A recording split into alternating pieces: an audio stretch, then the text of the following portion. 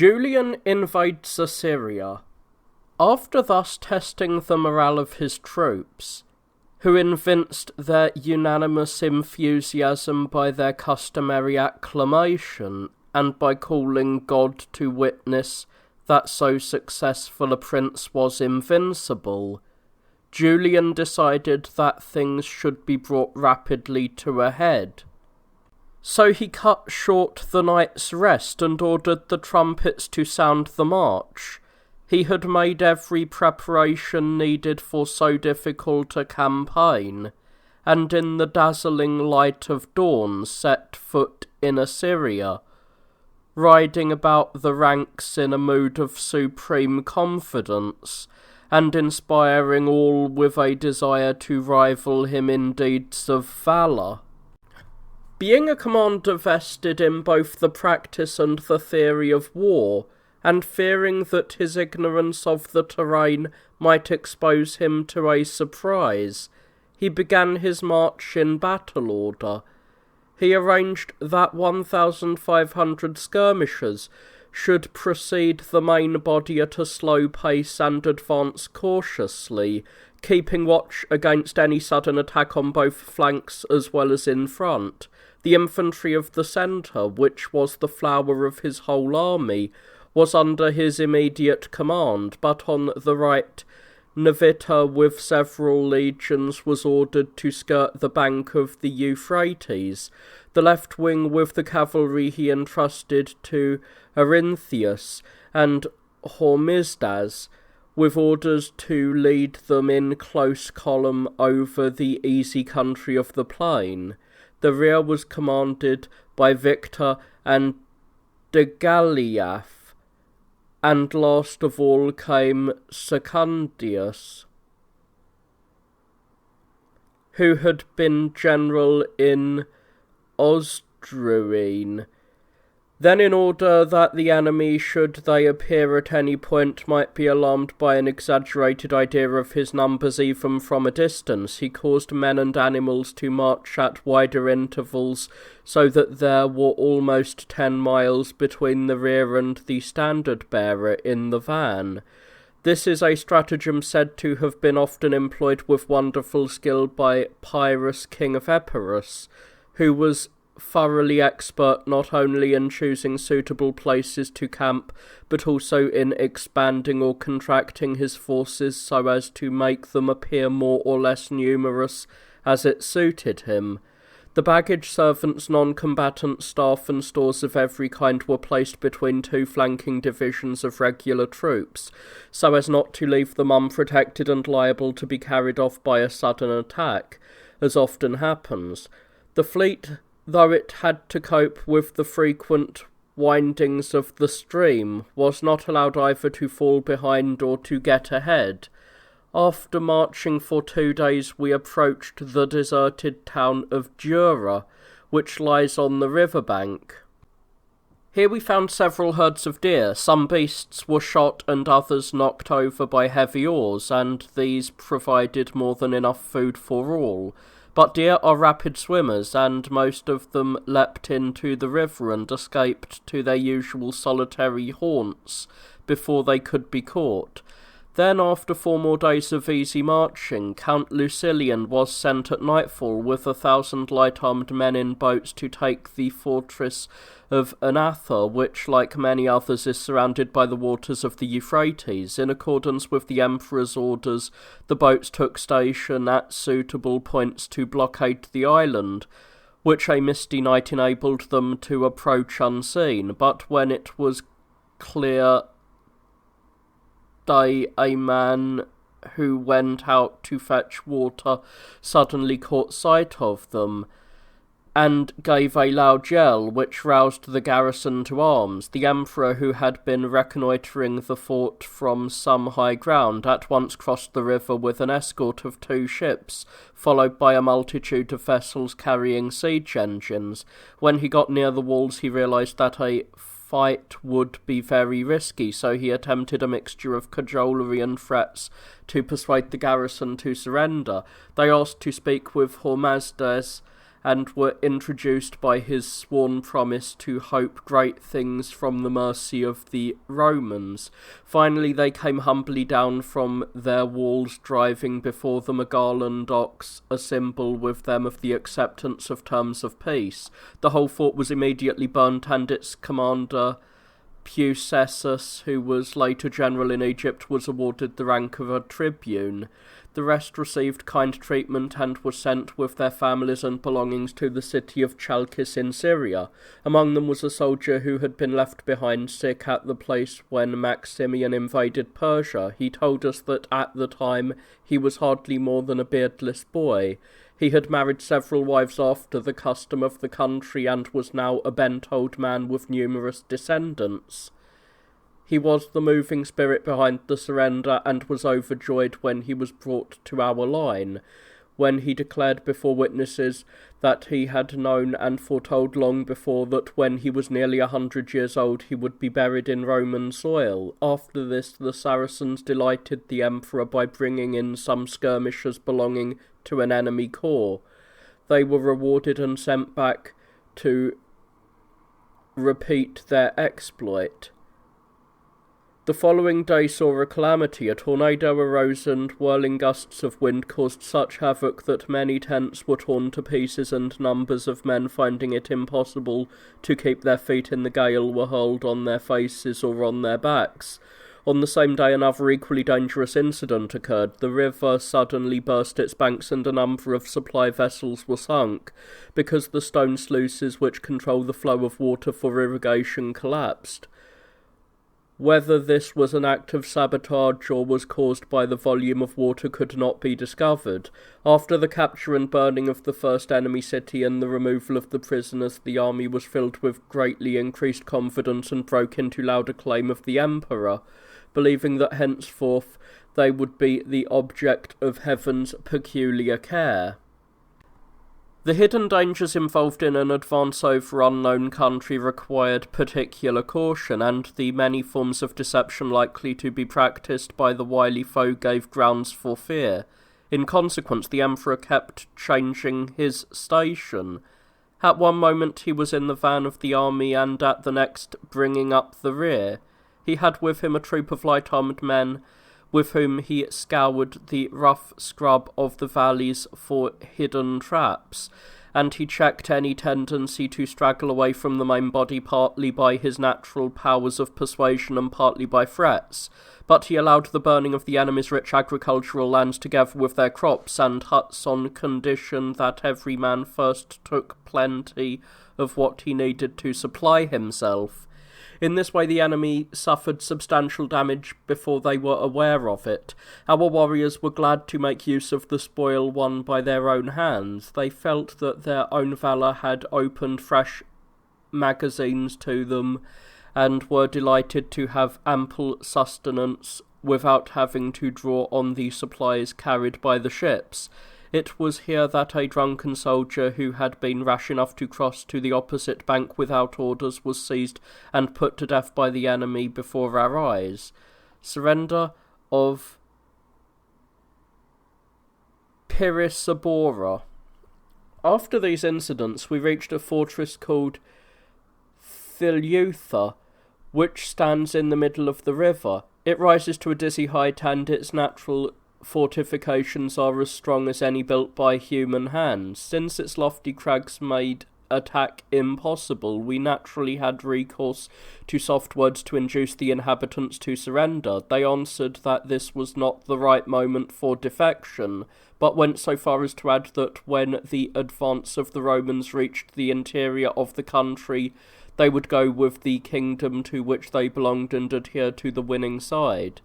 After this exchange, they watched in respectful silence without moving while our ships passed under their very walls. Leaving them behind, we came to another fortress called Achiaicala, which is protected by the surrounding river and difficult to scale. Here we were rebuffed in similar terms and went on. The next day we burnt and left behind us another fort which had been abandoned owing to the weakness of its walls. In the next 2 days we covered some 25 miles and reached a place called Barracks Malka. Here we crossed the river and 7 miles further on broke into the city of Diakira, which we found deserted by its inhabitants but well stocked with grain and rock salt. We burned a lofty temple which crowned the citadel and killed a few women who we found there.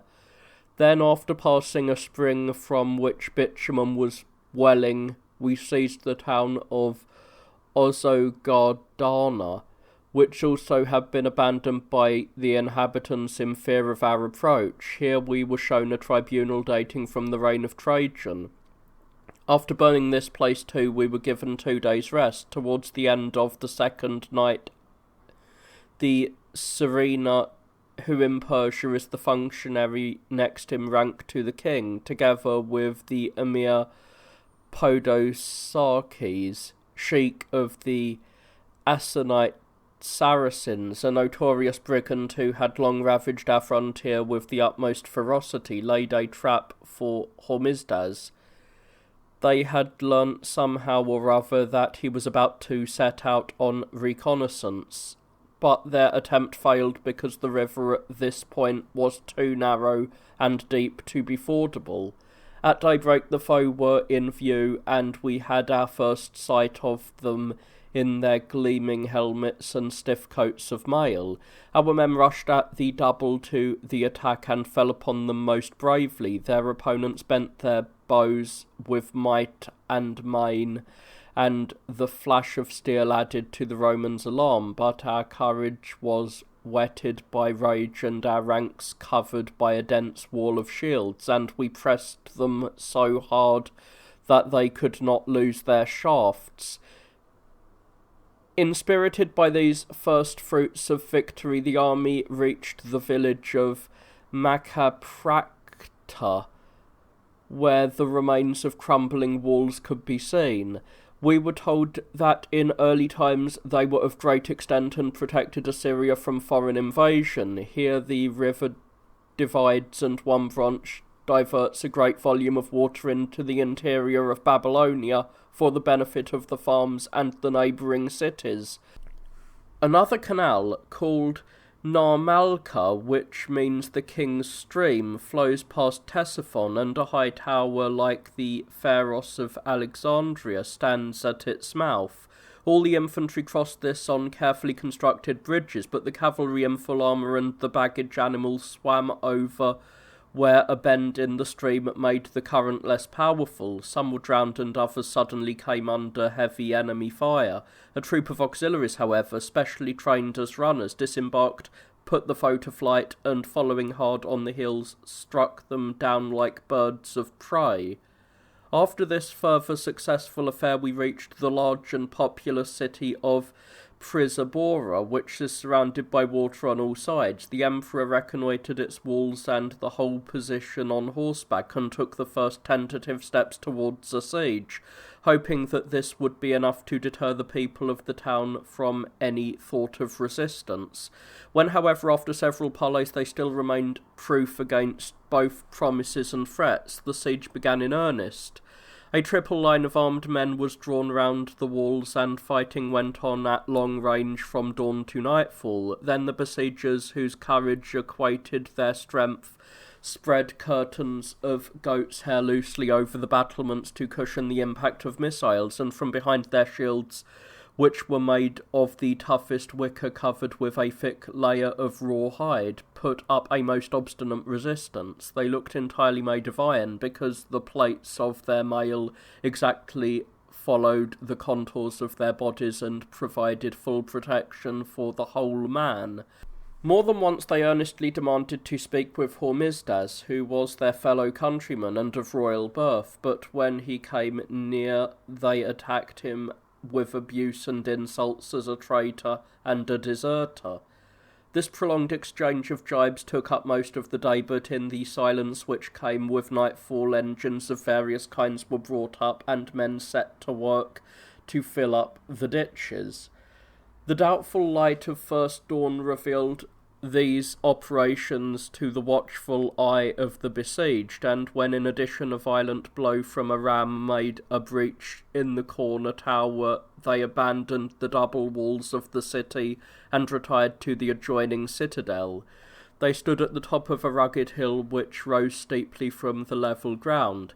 Its central part rose high into the air, and its regular shape presented the appearance of an Argive shield, except on the north, where a gap in its outline was protected by cliffs which fell sheer to the stream of the Euphrates.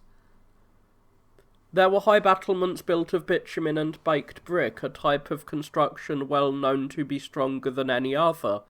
Our men, whose rage had risen after traversing the city and finding it empty, now embarked on a fierce struggle with the townspeople, who rained down missiles of all kinds from the citadel. Finding themselves hard-pressed by our catapults and artillery, these same defenders on the heights above raised their bows and bent them with all their might. The curved horns of these weapons, which extended on both sides of the stock, were so pliable that, when the strings were released after being drawn back by the brute strength of the fingers, they dispatched iron-tipped arrows which crashed into the bodies in their path and stuck there with fatal results. No less energy was displayed by both sides in hurling showers of stones by hand. The struggle was evenly balanced. Fierce fighting went on obstinately from dawn to dusk, and when it was broken off, neither side had gained an advantage. Next day the assault was renewed with great violence. There were many casualties on both sides, and parity of strength kept the issue in suspense. While this mutual slaughter was going on, the Emperor, who was eager to accept any odds, placed himself in the middle of a wedge of troops whose close-packed shields protected him from arrow shots, and charged with his brave escort at one of the gates, which was heavily reinforced with iron. He and his companions in danger had to encounter volleys of stones, bullets, and other missiles, but he kept cheering them on as they tried to break down the levies of the gate and force an entrance, and did not desist until he saw that he must be overwhelmed by the rain of missiles which poured down from above. However, he came off safe with all his men, a few of whom were slightly wounded. He himself was unhurt, but his face suffused with a blush. He had read that Scipio Ammianus, with the historian Polybius, a native of Megalopolis in Arcadia, and 30 others, had demolished a gate at Carthage by an attack of this sort, but the admittedly truthful account given by the early authorities in fact justifies Julian's more recent exploit. Whereas the gate approached by Scipio was covered by an arch of stone under which he could shelter in safety before breaking into a city which he found devoid of defenders because they were engaged in trying to shift the massive stones of the arch. The place where Julian attacked was exposed, and it was only when the face of heaven was darkened by the fragments torn from mountains and other missiles that he was with great difficulty forced to withdraw. All this took place in haste and confusion, but when it became clear that the laborious business of mantles and ramps was being greatly hindered by the pressure of events, Julian gave orders that a machine of this type, known as Heliopolis or City Taker, should be put together with all possible speed. This, as I have said before, was used by Demetrius, whose many successes in capturing towns gave him the name of Polyarchetes, or the Besieger. When the besieged fixed their gaze on the huge object, which would overtop their highest battlements, and took into account also the determination of the besiegers, they suddenly betook themselves to entreaties. Lining the walls and towers and stretching out their arms, they begged to be taken under the protection of Rome and granted life and pardon. When they saw that work on the machine was at a standstill and that the engineers had downed tools, a sure sign of peaceful intentions, they asked for an opportunity of conferring with Hormisdas. This was granted, and Mammercides, who commanded the garrison, was let down on a rope and conducted as he asked to the emperor, from whom he obtained a firm promise of life and immunity for himself and his comrades, together with a safe conduct. As soon as it became known to the besieged that all their conditions had been met, peace was ratified with solemn religious ceremonies, and the whole population of both sexes poured out from the gates shouting that a guardian angel had appeared to give them light in the person of their great and merciful Caesar. Those who surrendered numbered only 2,500. The rest of the inhabitants had anticipated the siege by crossing the river in small boats and making off. Great stores of arms and provender were found in the citadel. From this the victors took what they needed and burnt the rest along with the place itself. Discontent of the Roman troops pacified. On the following day, when the emperor was peacefully taking his dinner, he received the unwelcome news that the Persian commander called the Serena had unexpectedly attacked 3 squadrons of our scouts. Our casualties had been very slight, but a tribune had been killed and a standard captured. Furiously angry, Julian flew in person to the spot with an armed force. The speed of the operation guaranteed its safety, and completely routed the marauders. The 2 surviving tribunes were cashiered for cowardice and neglect of duty, and 10 men out of those who had run away were discharged and put to death in conformity with ancient Roman practice. After burning the town, as I have said, Julian mounted a platform built for the purpose and publicly thanked the assembled troops. He called on them to repeat their exploit and promised each 100 pieces of silver, realizing that the smallness of the sum was provoking something not far from mutiny. He spoke as follows in words of deep indignation. "Look at the Persians, who are wallowing in wealth of every kind. The treasures of this people can enrich you if we act in harmony and behave like men. I would have you know that the Roman state has been reduced from prodigious prosperity to dire penury through the activities of men who have feathered their own nests by persuading emperors to spend their gold on buying peace from the barbarians. The treasury has been plundered, cities fleeced, provinces pillaged. I myself, in spite of my noble birth, have neither means nor family connections, nothing in fact but a heart entirely devoid of fear. There is no disgrace in an emperor who values the cultivation of the soul above all else, making a public admission of honourable poverty. The Fabrici, too, whose estate was poor, directed momentous wars and were rich in glory.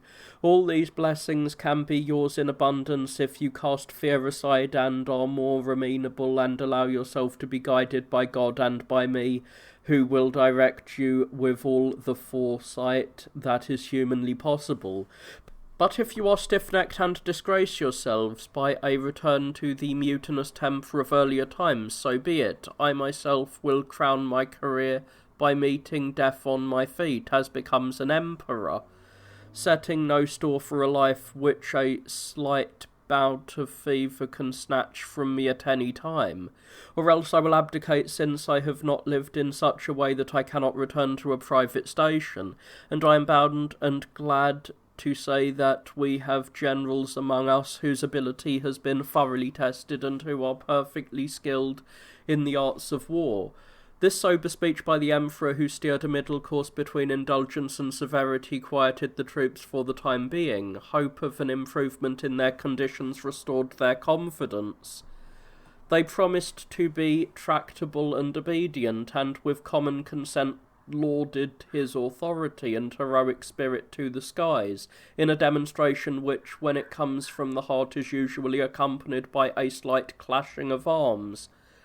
Then they returned to their tents and recruited their strength by a night's rest and such food as was available. They were encouraged by the fact that Julian's words of cheer took the form of solemn oaths, not by the lives of those dear to him, but by the magnitude of the affairs he had in hand. "As I hope to make the Persians submit," he would say, or as I hope to restore the tottering Roman world. Trajan is said to have emphasized his statements by similar phrases such as I hope to see Dacia reduced to a province, or as I hope to bridge the Danube as well as all the Euphrates. Next, after a march of 14 miles, we came to a place where the country is copiously irrigated.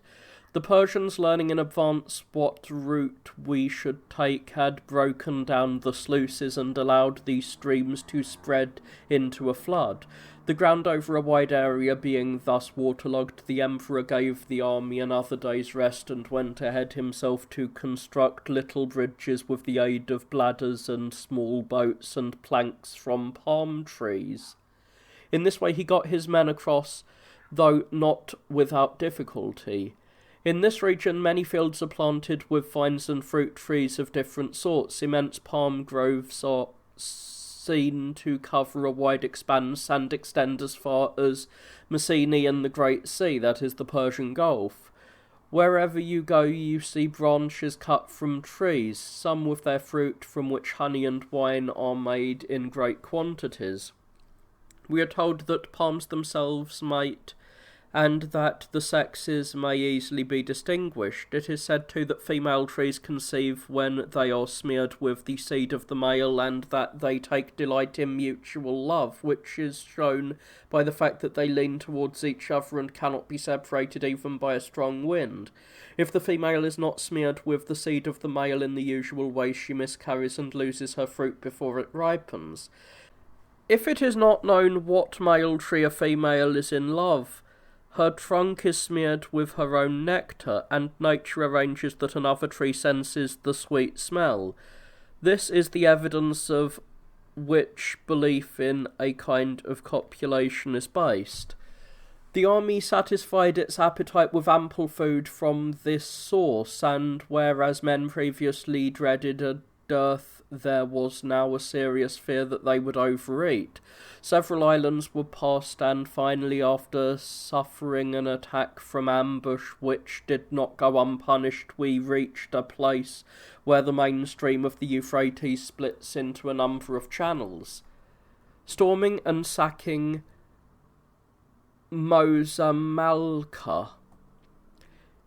In this area, a town deserted by its Jewish inhabitants because of its low walls was burnt down by the angry troops. Then the emperor continued his advance in higher spirits, believing himself to be under the gracious protection of heaven. Arriving at Mosamalka, a large city defended by strong walls, he pitched camp and took precautions against any sudden attack by the Persian horse, whose daring in open country inspires unspeakable dread in all people. After seeing to this, he took a few light-armed men and went with them on foot himself to make a careful reconnaissance of the city, but fell into a dangerous trap from which he barely escaped with his life. 10 armed Persians emerged from a hidden postern, crawled along the bottom of the slope on hands and knees, and suddenly threw themselves on our men. The emperor's dress made him conspicuous, and 2 of them attacked him with drawn swords, but he protected himself by raising his shield. From under its cover he plunged the sword into the side of one with superb courage, while the other was dispatched by recalling repeated blows from his escort.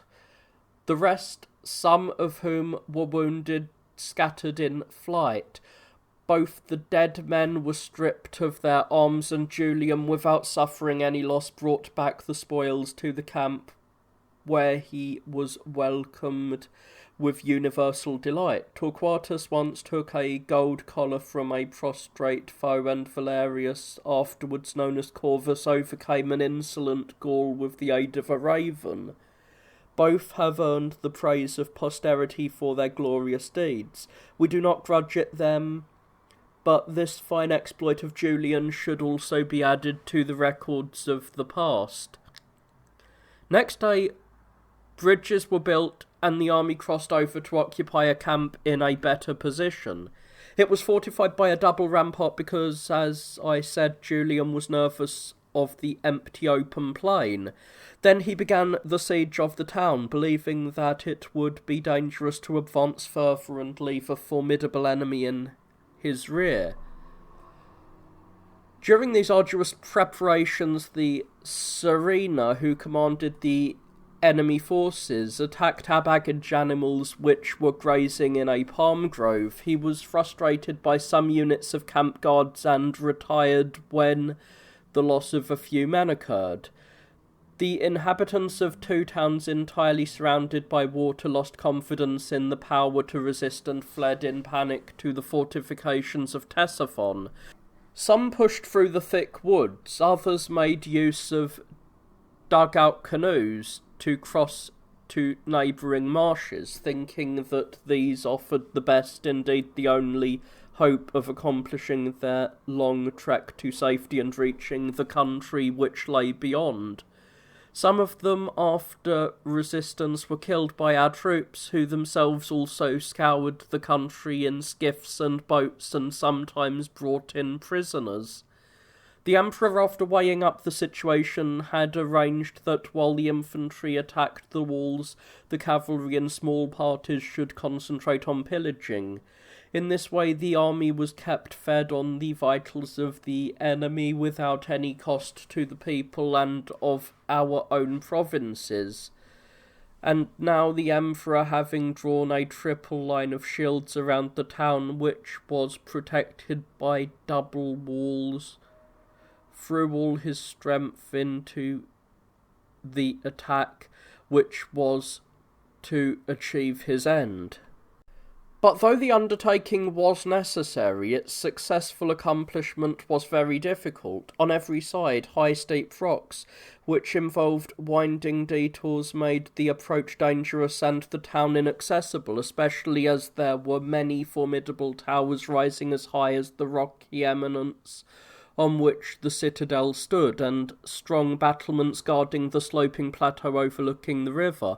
A further, not less serious embarrassment was that the large garrison of picked men was proof against all inducements to surrender. They seemed resolved either to conquer or not to survive the reduction of their native place to ashes. On our side, the troops could hardly be restrained from rushing impetuously to the assault.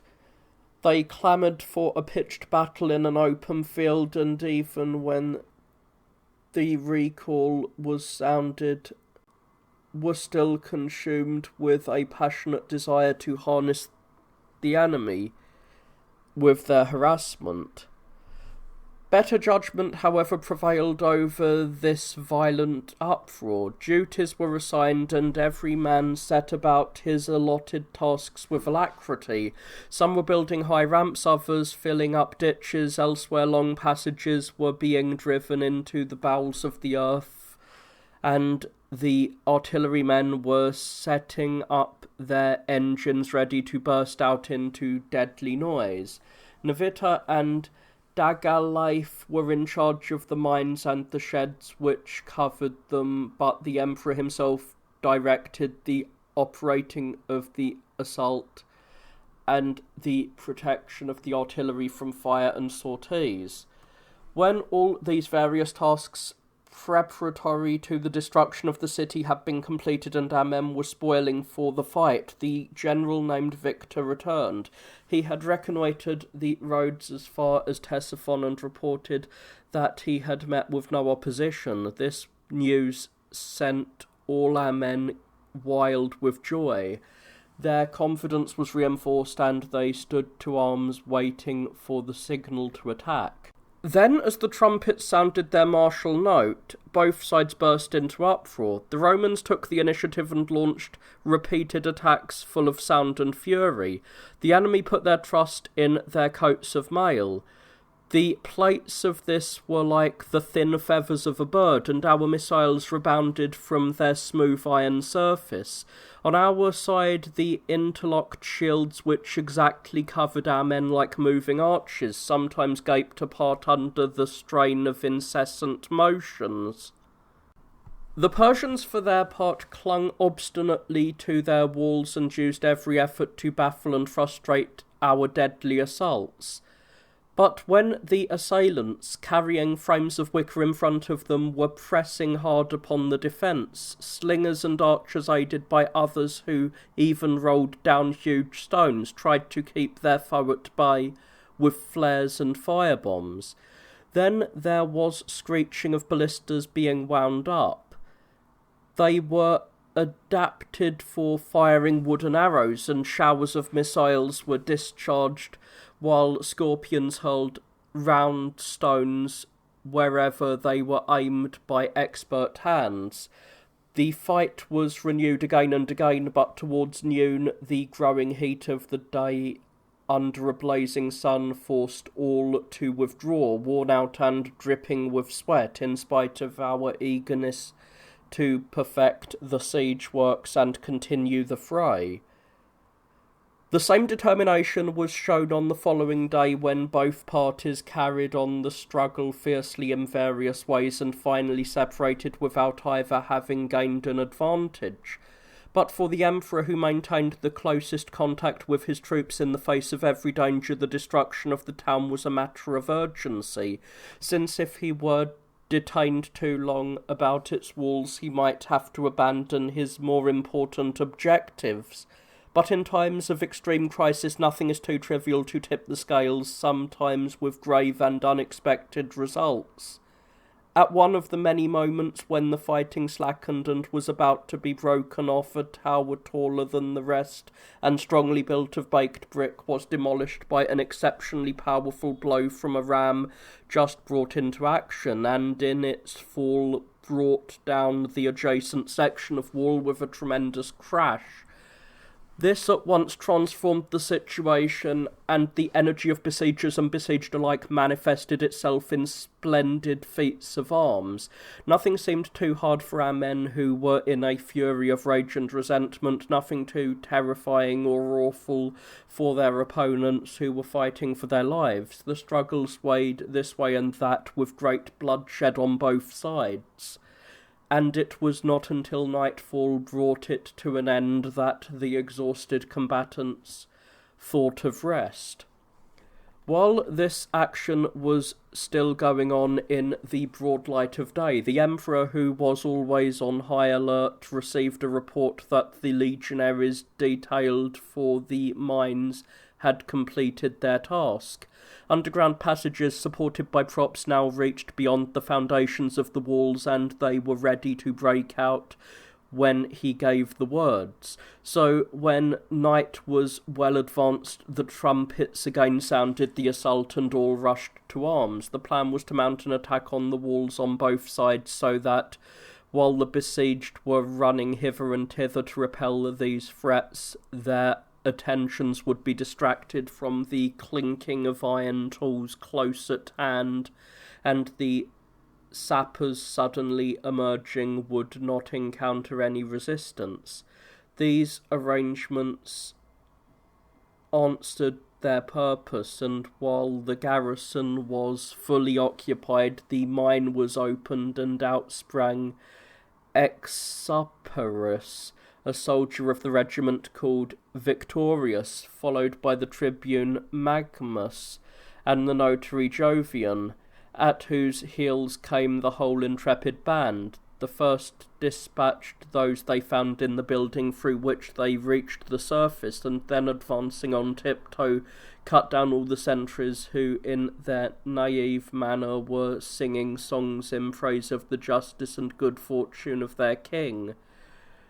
There was once a belief that Lucinus was aided in his attack on the camp of the Lucanians by Mars himself, if it is consistent with the majesty of the gods to associate themselves with mortals.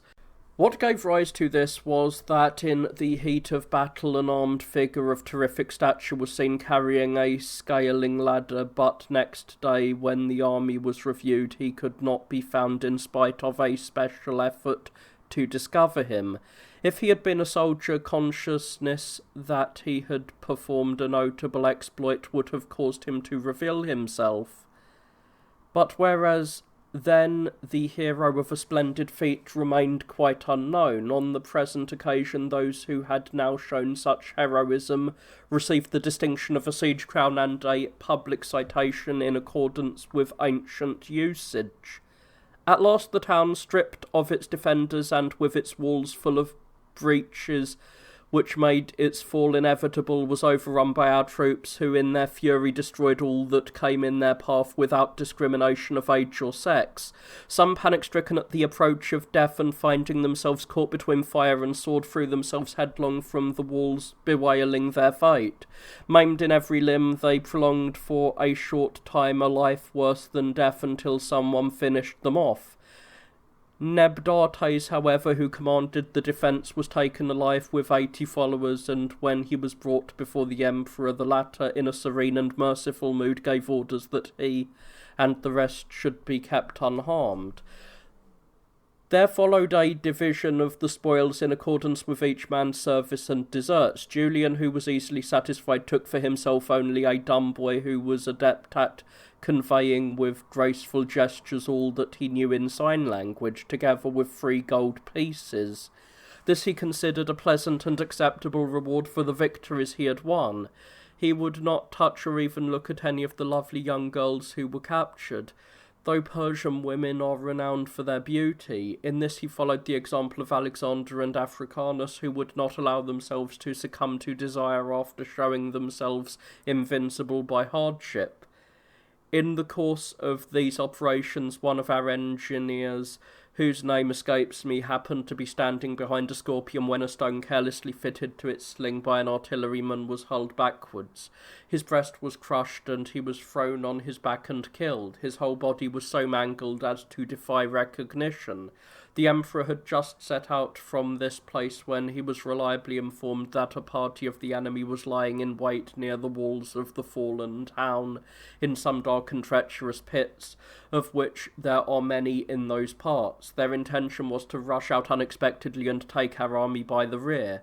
A detachment of infantry of tried courage was at once sent to dislodge them. Finding that they could neither force their way in nor induce those inside to come out and fight, they collected straw and brushwood and piled them at the mouths of the caves.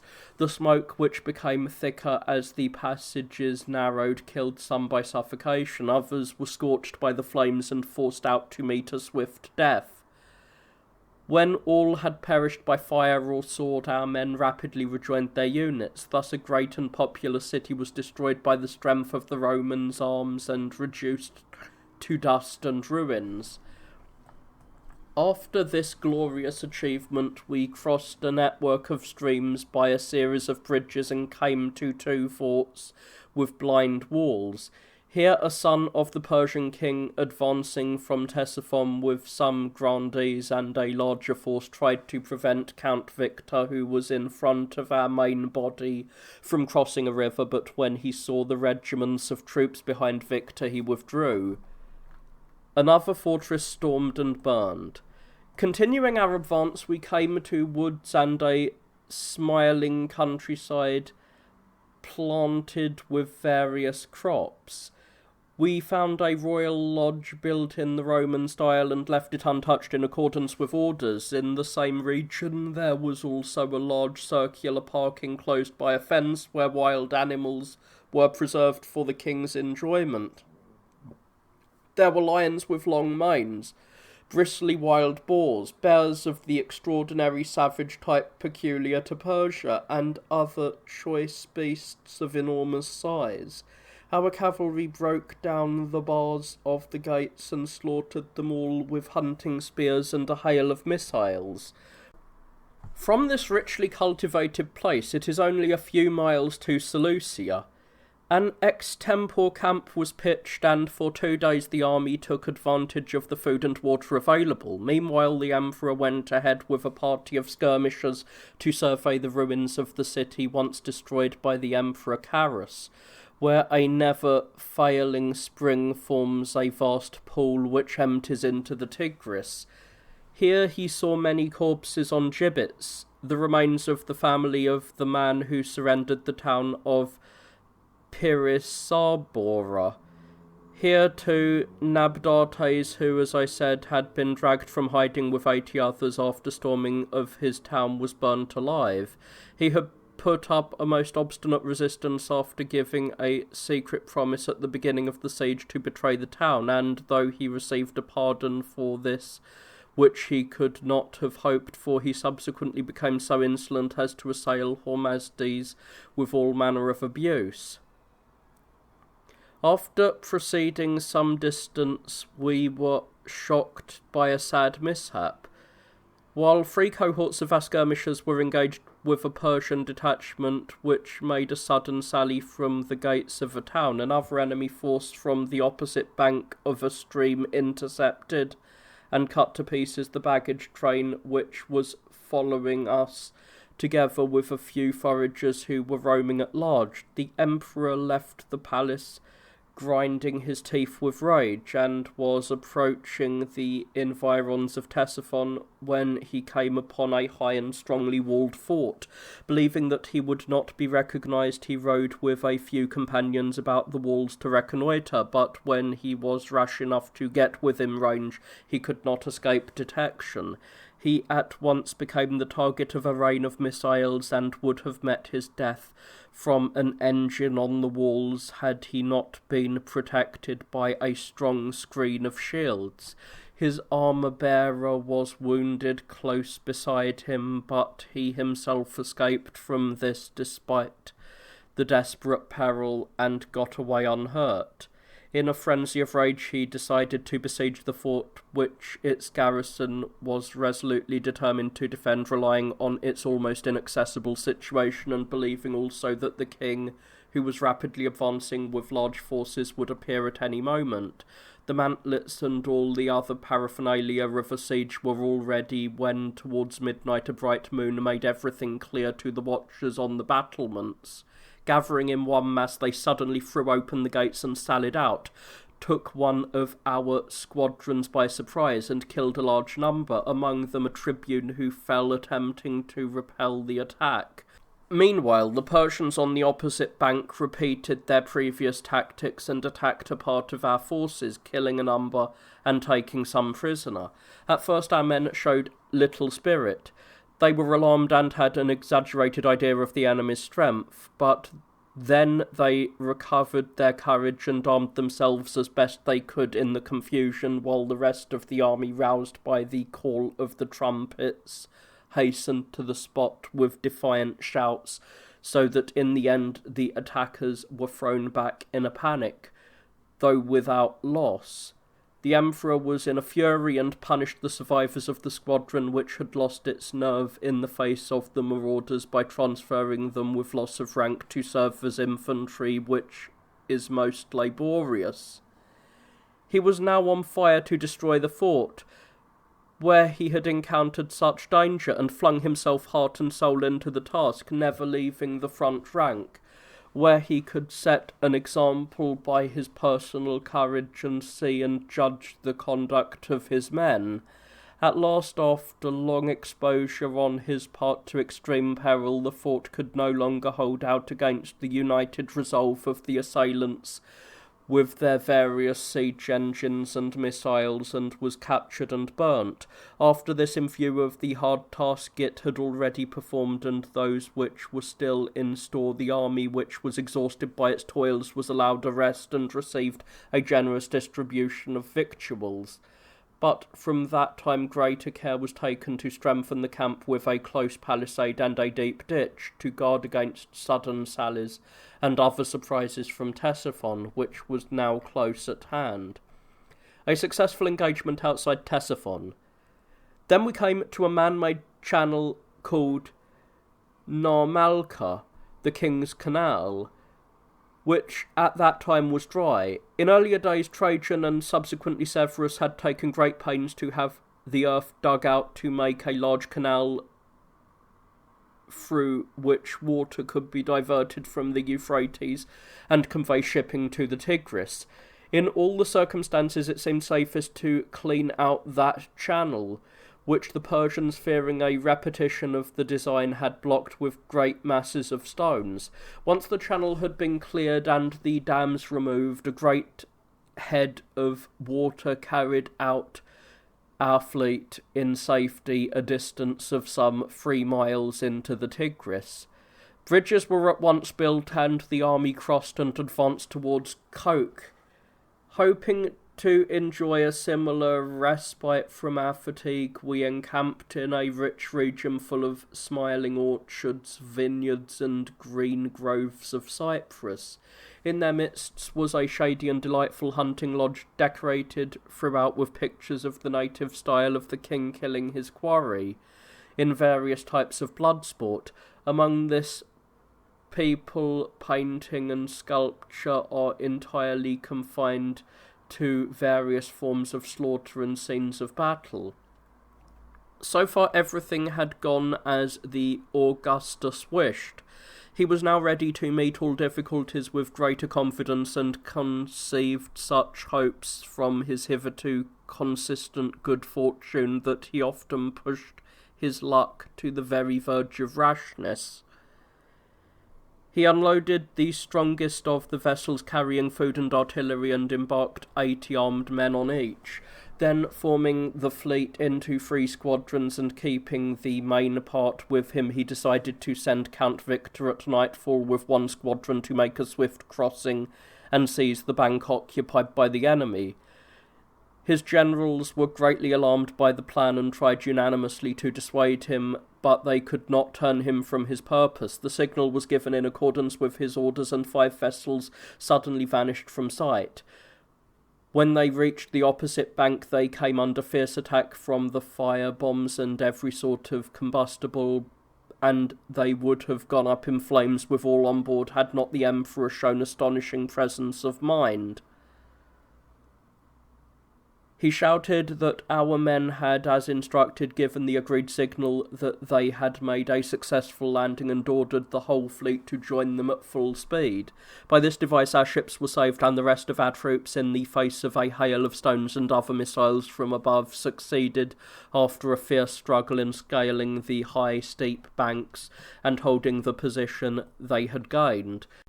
History finds it wonderful that Sertorius managed to swim across the Rhone in arms and breastplate, but on this occasion some soldiers who were in disorder and afraid of being left behind when the signal was given took to the water, clinging face downwards to their broad curved shields, and though their steering was clumsy, kept up with the ships in their passage over the eddying river. The Persians opposed us with squadrons of cuirassiers drawn up in such serried ranks that their movements in the close-fitting coats of flexible mail dazzled our eyes, while all their horses were protected by housings of leather.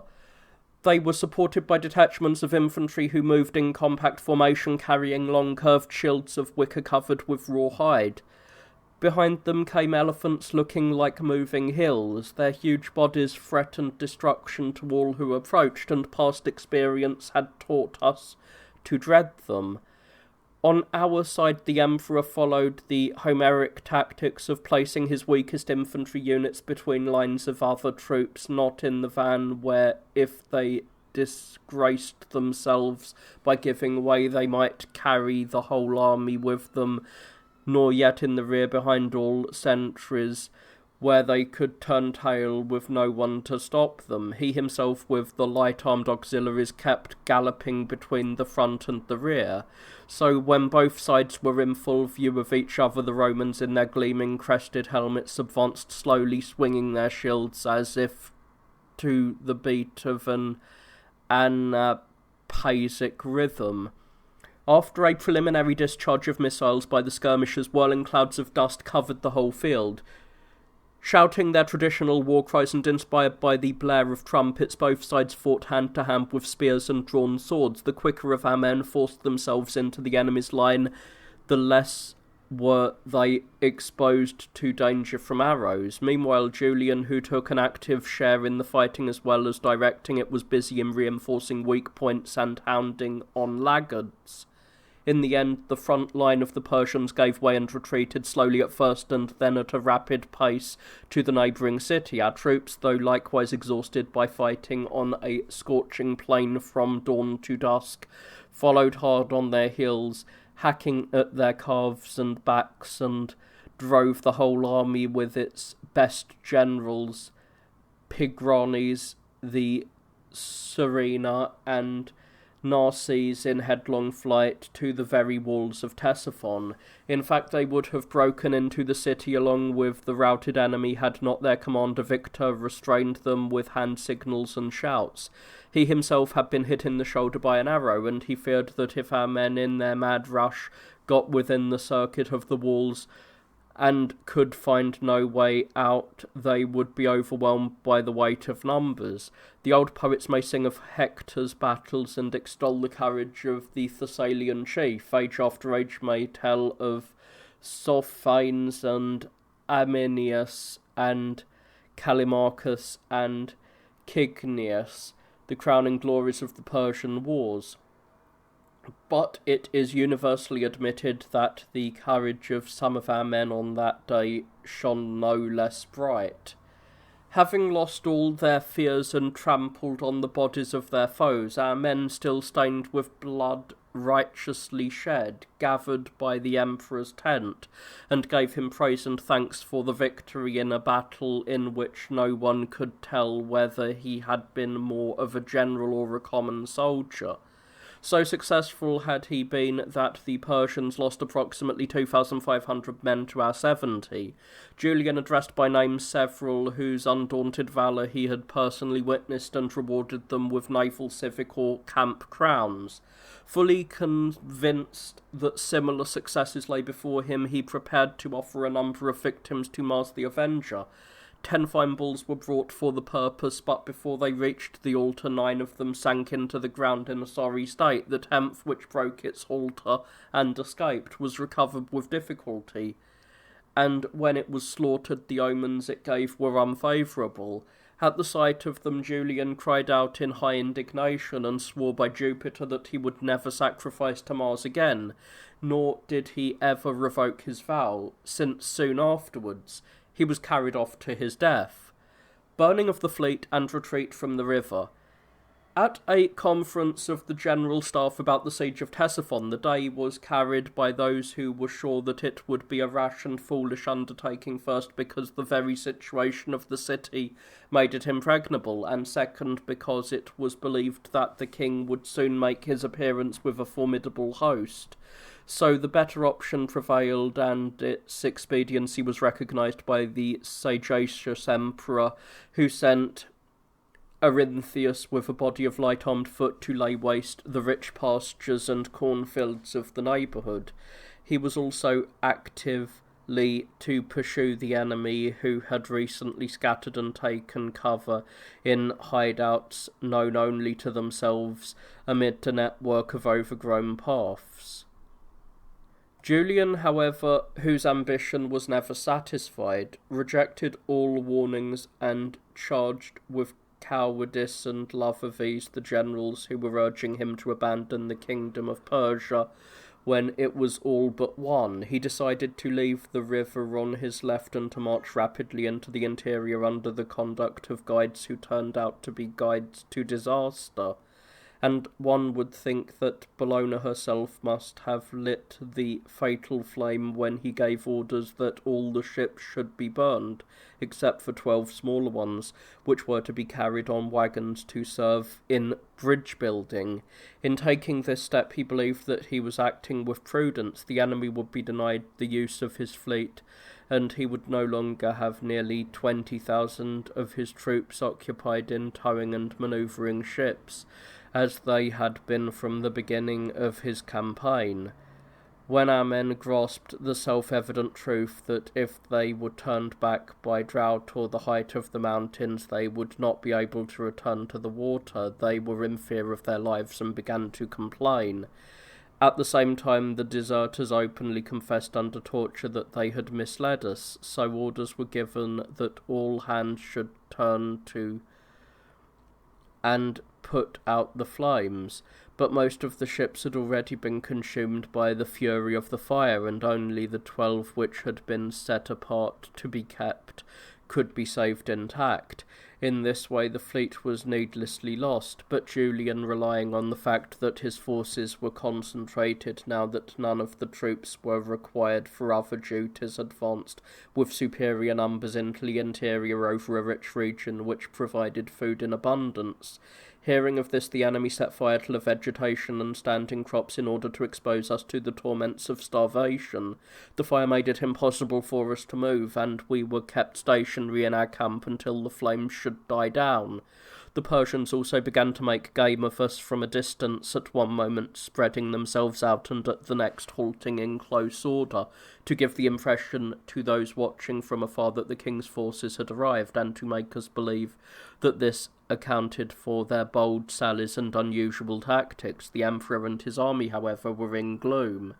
Now that they had rashly lost their ships, they had no means of making a bridge, nor could they check the movements of the approaching enemy, whose presence was betrayed by the bright gleam of their close-fitting mail. A further serious misfortune was the failure of our sasses and our generals to appear with the reinforcements we were expecting. The reason for this has already been given. Attempt to return through Ketone-Kun.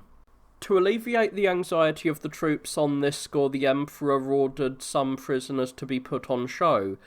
They were of slight build, like almost all Persians, and by now emaciated as well. Julian turned towards our men and said, "Look at the creatures that you brave warriors take for men, filthy, loathsome little nanny-goats, who, as experience has often shown us, throw away their arms and take to flight before the battle is joined." The prisoners were then removed and the general situation discussed. Much was said on both sides. The ignorant rank and file clamoured to return by the way we had come, but the emperor firmly resisted this suggestion, and many others supported him, pointing out that this was impossible, since fodder and crops had been destroyed over the whole extent of the plain, and the ruined villages we had burnt were in a state of hideous destruction. Beside, the melting of the winter snows had turned the whole area into a quagmire, and the rivers had burst their banks and become raging torrents. What added to the difficulty was that when the region is exposed to the heat of the sun, it is entirely covered by such swarms of flies and gnats as to veil the light of day and the twinkling stars of night. Since human wisdom was of no avail, it was decided, after much doubt and hesitation, to build altars and offer sacrifices so as to ascertain whether it was the will of the gods that we should return through Assyria, or whether we should march slowly along the base of the mountains and surprise and pillage Chilokiamum on the borders of Ketone-Kun. But inspection of the entrails showed that neither alternative would do. Nevertheless, it was decided, since no better course was available, to seize upon Ketone-Kun, and on the 16th of June we struck camp. The emperor had set out at daybreak, when he saw what seemed to be smoke or a whirling cloud of dust, which led us to believe that a herd of wild asses, which abound in those parts, was moving in a dense pack to frustrate a savage attack by lions. Some, however, thought that it was our sasses and our generals, stirred into action by the news that the emperor was attacking Ctesiphon in great force, and some insisted that the Persians had intercepted us. To avoid any mishap in this uncertain situation, the marching troops were halted by trumpet call, and we rested in safety in a grassy valley by the stream, while our camp was protected by a circle of shields arranged in depth. The atmosphere remained thick until evening, and we could not make out what it was we saw through the gloom.